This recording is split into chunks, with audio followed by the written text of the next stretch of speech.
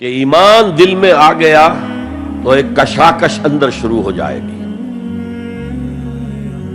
میں اگر فرائڈ کی اصطلاح استعمال کروں تو ایگو اور اڈ یا لبیڈو میں تصادم ہوگا.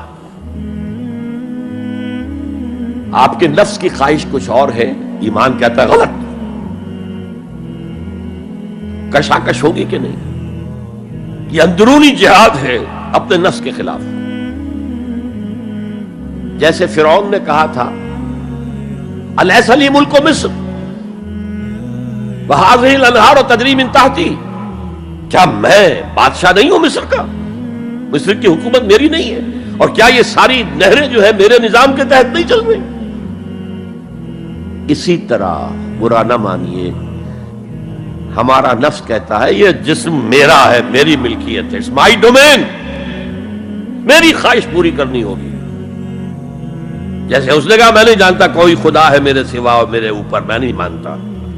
نفس بھی کہتا میں نہیں ماننے کو تیار، کیا حلال ہے کیا حرام ہے، کیا جائز ہے کیا ناجائز، میری خواہش پوری کرو.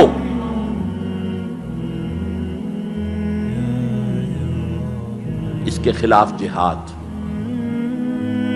یہ پہلی منزل کا جہاد ہے. اور آپ کو معلوم ہے 3 منزلہ عمارت ہے، تو بلند ترین تو ہے تیسری منزل، اہم ترین ہے پہلی منزل. پہلی منزل بنے گی تو دوسری بنے گی، دوسری ہوگی تو تیسری بنے گی نا. پہلی منزل یہ ہے اور اہم ترین یہ ہے. اسی لیے مولانا روم نے کہا نفس ماں ہم کم ترس فرعون نیست، میرا نفس بھی فرعون سے کم نہیں ہے، لیکن ایراون نیست، اس کے پاس لاؤ لشکر تھا. اس نے زبان سے بھی کہہ دیا تھا انا ربکم الاعلی، میں ہوں خدا. میرا نفس بیچارہ اس کے پاس کوئی لاؤ لشکر نہیں، زبان سے تو یہ کچھ نہیں کہتا، اندر یہی کہتا میں بادشاہ ہوں اس وجود کا، میری مرضی پوری. اسٹرگل اگینسٹ دس بیسر سیلف، ایک سیلف ہے اونچی سیلف، خودی، انا، ایگو، اور ایک ہے یہ بیسر سیلف، یمانی جبلتیں جو اندھی بہری ہیں، جو حلال اور حرام سے انہیں کوئی غرض نہیں ہے، ان کے خلاف جہاد کرنا.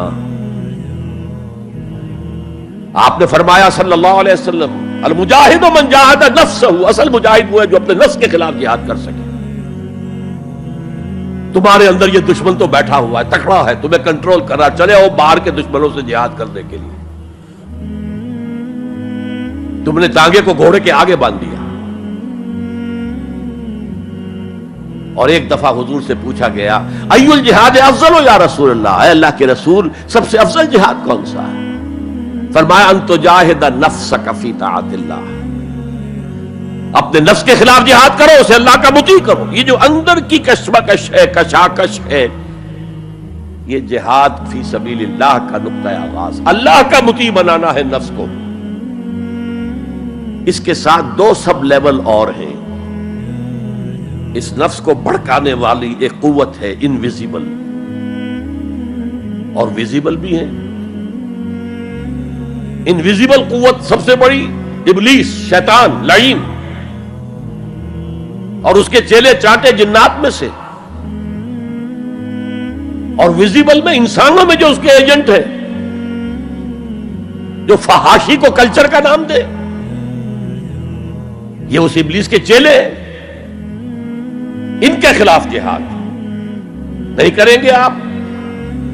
اگر آپ ان کے خلاف ایگریسو ایٹیٹیوڈ اختیار نہیں کریں گے تو آپ ان کے دباؤ میں آ جائیں گے. ان الشیطان لکم عدو فاتخذوہ عدوا، اے لوگوں یہ شیطان تمہارا دشمن ہے، اس کو اپنا دشمن سمجھو. وہ تمہیں سبز باغ دکھاتا ہے، بدی کو مزین کر کے دکھاتا ہے، اچھے اچھے نام اس کے رکھ دیتا ہے، اور تمہیں آمادہ کرتا ہے بدی کے ارتکاب پر. نہیں، وہ تمہارا دشمن ہے. افتتخذونہ وذریتہ اولیاء من دونی، تم مجھے چھوڑ کر اسے اور اس کے چیلے چانٹوں کو تم اپنا دوست بناتے ہو. نہیں، شیطان کے خلاف جنگ کرو. اور تیسرا اس پر سب لیول کیا ہے؟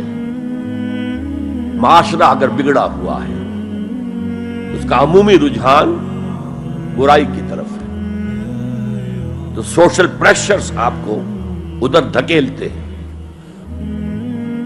جیسے کہ اگر کوئی موب جا رہا ہے تو اس کے ساتھ چلنا تو بہت آسان ہے، وہ خود ہی آپ کو دھکیلتا ہوا لے جائے گا، اس کے خلاف چلنا بہت مشکل کام۔ ہو سکتا ہے آپ بڑی زور لگا کے 4 قدم آگے بڑھیں، پھر کوئی ریلا آئے 10 قدم پیچھے لے جائے۔ تب 2 ہی راستے ہیں، زمانہ باتوں نہ سازت تو بعد زمانہ بے ساز۔ یا تو پیسو معاملہ ہے، زمانہ تمہارے ساتھ سازگاری نہیں کرتا، چھوڑو تم زمانے کے ساتھ سازگاری اختیار کر لو، چلو تم ادھر کو ہوا ہو جدھر کی۔ ایک یہ ہے کہ نہیں، زمانہ باتوں نہ سازت تو بعد زمانہ ستیس۔ زمانہ اگر تمہارے ساتھ سازگاری نہیں کر رہا تو زمانے سے جنگ کرو، لڑو، ریزسٹ کرو۔